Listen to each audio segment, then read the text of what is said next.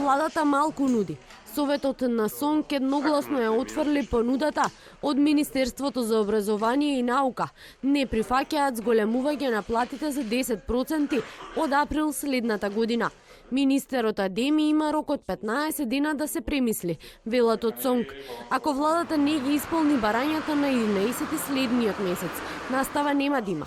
Синдикатот се закани со генерален штрајк, а поддршка вели очекува и од оние наставници кои не се нивни членови. Овие 15 дена, доколку министерот и министерството не ги искористат да најдеме взаемно прифатливо решение, дефинитивно сите основни и средни училишта во Македонија и високообразовни институции ќе бидат во штрајк од 11.11. СОНК е спремен да го следи примерот на своите колеги од клиничкиот синдикат.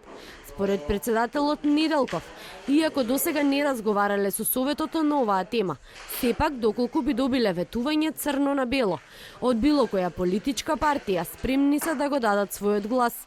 Неделков вели потегот на нашите колеги е европски. На ова прашање апсолутно немаме никогаш размислувано, нити отворено расправа. Меѓутоа, сметам дека тоа не е лоша опција. Лично јас сметам дека тоа не е лоша опција, доколку некоја политичка опција на хартија ти вети дека во наредниот мандат нивни ќе ти ги зголеми платите, да речеме, 4 пати по 20%. Кој член би имало против од таква работа?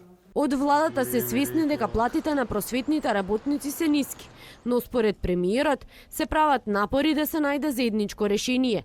Заев упати апел за разбирање од страна на СОНК. Ги правиме максимално напорите, тие ако се откажат од 10%, фала Богу и така тешко ги наоѓаме парите. Ако не знам, ќе разговараме било што. Ние може да го споделиме и да го дадеме тоа што можеме да го дадеме. Тоа што го нема, буквално е и невозможно.